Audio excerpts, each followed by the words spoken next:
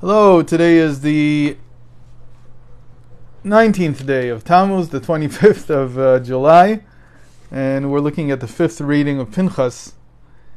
And the fifth reading begins 70 verses, which is the length of many whole Torah portions that are dedicated to the sacrifices during the yearly cycle. All the sacrifices that were brought. Today begins with the two daily sacrifices in the morning and in the afternoon, which is really late afternoon, just before sunset. And although it could be brought, in the temple they usually brought it early, so they used to, depending on the day, the reasons to bring it early or not, so you can start bringing it from the moment the sun reaches the zenith, half an hour later. So those two sacrifices, they're daily, they're always, they're the only ones that are always the same. Then the sacrifice on Sabbath, and then it finishes up with the sacrifice of the new month, meaning the first day of the new month. So that we see today. Then tomorrow we'll go through most of the, in the sixth reading, most of the sacrifices, all the way up to Sukkot. So it starts from Nisan, from the beginning, from the first month, Nisan and Pesach, Passover, and then we'll go to the Feast of Weeks, Shavuot, and then Rosh Hashanah and Yom Kippur. And then on Shabbat, on the seventh reading, we have the sacrifices for Sukkot. Now, the big question is, why is this here? What is this doing here? Remember, we're on the eve of entering the land of Canaan. This, first of all, was discussed already in Parshat Emor, in the book of Leviticus, which is its right place. That's where it's supposed to be, because that was all before the 38 and a half years in the wilderness. But now they finished the 38 years, and why is this now being repeated? Not only is it being repeated, but this is where it's more detailed. And not only is it more detailed here, but when all the legal sources discuss the laws of the sacrifices, particularly Maimonides, he brings most of his sources from here, from our Parsha. He doesn't bring it from Emor. And so there's this big question, why is this even here? What are we learning from this? Why is this related to what we've been talking about?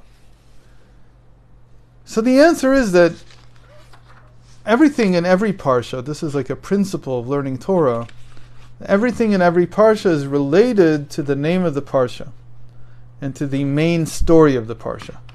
And so our Parsha is called Pinchas. And Pinchas is the hero of our Parsha. And even if he's not discussed beyond the first reading, he's still very much present in all the other readings. So when it comes to the sacrifices, well, when you say it in English, it becomes pretty clear and pretty obvious. If you say it in Hebrew, korbanot, so people don't necessarily associate korban, the word korban, with the act that Pinchas did. But when you say sacrifice, of course it was an act of sacrifice. Pinchas sacrificed himself because he didn't know how this would all end. Killing a king of a tribe, Zimri ben Salu, or at least he's a nobleman of a tribe. And Pinchas, as we remember, we've been discussing, is a commoner, really. He's an Israelite. He's not even a priest at the time that he killed him. And to do that is a very dangerous thing. He could have been killed back. And by the way, this is the law also, that if a zealot decides to hurt someone because of his zealotry, then that person obviously can defend himself, but not only that, but others can defend him. And he could have been killed. Even after the fact, he could have been killed. because it was not clear at all that what he had done was correct. So Pinchas placed himself in a place of self-sacrifice. And the whole idea behind all the sacrifices is obviously the same idea of self-sacrifice. In other words, if you bring a sacrifice and you're not sacrificing yourself, then what's the point? The whole idea is that the sacrifice is vicariously sacrificing myself. But to say it better, that would make sense if these sacrifices were, like in the beginning of Leviticus, the personal sacrifices that people bring. But here the sacrifices are all communal sacrifices. They're not sacrifices that personal individuals would bring. You can't bring a tamid. You can't bring the daily sacrifices. This has to be bought from the communal treasury. But this is saying that even in the communal sacrifices, a person should feel that they are sacrificing themselves. Meaning, even when it comes to the community, there should be a feeling, and by the way, this is actually easily seen to be the case. It's much more difficult to live in a community than it is to live alone. As much as we want company and we want people around us and we don't want to be alone, but to live with other people constantly and to live as a community is very, very difficult, and it requires sacrifice all the time. So this is saying that you should know that to create a community, no community can stand if the members of the community are not willing to sacrifice something of their individuality. They're not willing to sacrifice something of their differences. And they have to let that go. And if you can't let that go, if you don't know how to allow others the benefit of the doubt, or just the very fact that you don't always have to be right and things don't always have to go your way, maybe they'll never go your way even. If you can't do that, then you can't really live in a community. And that's one of the reasons why communities in the Western world are falling apart. Because individuality is so strong that there's no ability to really commune. And that's really what people are looking for today. But they want to have their cake and they want to eat it too at the same time.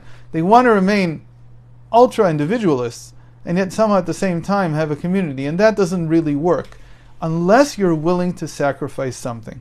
So this whole idea of sacrificing something is very important. This notion is especially prominent in the third discussion here of the sacrifice of the first of the month. The sacrifice of the first of the month, Olat Rosh Chodesh, also has with it, apart from the burnt offering, there's also a chatat, an atonement offering. And we've talked about this in the past. Maybe we'll talk about it tomorrow again. This atonement offering is a little bit different than all the other atonement offerings that appear in the rest of the Parsha. And I just want to read to you, maybe it's again something that we've discussed in the past, what this atonement comes for. Because why would there be atonement on the first of every month? There's nothing, it's not a day of atonement, it's not anything special in that sense. So in the Talmud, in Chulin 60b, Rabbi Shimon ben Pazi raises a contradiction. It is written, and God made two great lights, and then it says, the greater light and the lesser light. So which is it? Are they both great lights, or is there one bigger and one smaller? So he relates this very important medrash, homiletic teaching, that the moon said before God, Master of the universe, is it possible for two kings to serve with one crown? Meaning, can I and the sun both share the same crown? What's the crown? To rule over time on earth, to make it day or night. Therefore, God said to her, if so, if you feel that you can't do it together, you don't know how to sacrifice, go and diminish yourself. In other words, go and become a lesser light. How do you become a lesser light? You become subservient. And the light of the moon becomes a reflected light from the sun. The moon said, Master of the universe, since I set a correct observation before you, should I still diminish myself? I mean, I made a real claim, because how can two kings use the same crown? Which is, in a manner of speaking, the question of marriage. How can two kings use the same crown? And again, in marriage, same thing. If you're not willing to sacrifice, you won't be able to use the same crown. And then one has to be greater and one has to be lesser. But to be equal, to really enjoy equality in marriage, both sides have to learn the sacrifice. So God said to her, go and rule during the day and with the sun, because you can see the moon during the sun, and during the night. So the moon asked, this is an interim stage where God is saying, okay, to a certain extent you're right, so you can be in both, even though you're less, even though you're using the sun, the light of the sun. So the moon asked, what is the greatness of being together with the sun during the day? What use is a candle in the middle of the day? I'm like a candle in the middle of the day. I'm not going to give more light. So God said to her, let the Jewish people count the days and years with you and base their calendar on you. She said to him, but the sun is also used in that way. It is impossible they will not count seasons with it, as it is written, and let them be for signs and for seasons and for days and years. So the seasons are in our calendar based on the sun, but the months are based on the moon. So, right, the months in the civil calendar around the world are not based on the moon. You can't tell when the first night of the new moon is based on the regular calendar, January, February, and so on. So God said, go and let righteous men be named after you. For instance, it says Jacob the Lesser, Yaakov HaKatan, is in Amos 7:2, and Shmuel HaKatan, who was a great sage in the time of the Mishnah. And even David is called the small one, David HaKatan. This is in 1 Samuel 17:14. But God saw that the moon was not comforted. So he said, bring atonement for me, since I diminished the moon. So in the end, God says, I in the end did something that I didn't want to do. Bring atonement for me. That's the offering of atonement that we bring every first day of the new month. There's a long discussion in Hasidic thought about this whole concept. How can the Talmud here say, God did something that he later regretted? How can it be that he did something against his will? Because that's basically what it means. If you wanted not to diminish the moon, don't tell her to diminish herself. If you did want to diminish her, why do we have to bring an atonement for you? So which way is it? There's a lot to discuss in this area, but I want to just stress one small point. This is what's called the ability to hold a paradox. That on the one hand, this is what I want, on the other hand, it's not what I want. That's what self-sacrifice really demands. In the end, it requires a person to be in a state of paradox. It requires us to be in a state where, on the one hand, we say, let's take the example of a community. I really want to be in a community. I really want to share with others. I want to share spirituality. Maybe I want to share beyond that. Whatever it is. Yet, in order to achieve that, I have to go against my own will. So it's a paradoxical state. I'm doing what I want, but I have to pay a price of not doing what I want. And that, in its essence, is what sacrifice is all about. It's on the one hand, it's not a question of degrees. It's not a question, when you say to a person who's sacrificing his life, let's say, which one is more dear to you? The answer is not that I have a higher value than life. That's not exactly true. I have an infinite value to my life, and I have an infinite value to something that at this moment demands that I sacrifice my life. I haven't given up on my life. I haven't felt that somehow my life is not worth living. That's not true. It's entirely worth living. In fact, that's why I'm doing what I'm doing with my life. I'm doing it through living. But It's demanding from me another principle which is just as high. So when a person says, it's hard for me to be an individual, let's say, a very ultra-individualist person, and it's hard for me because of that to be in a community, what that really means is that the community is not yet important enough for you.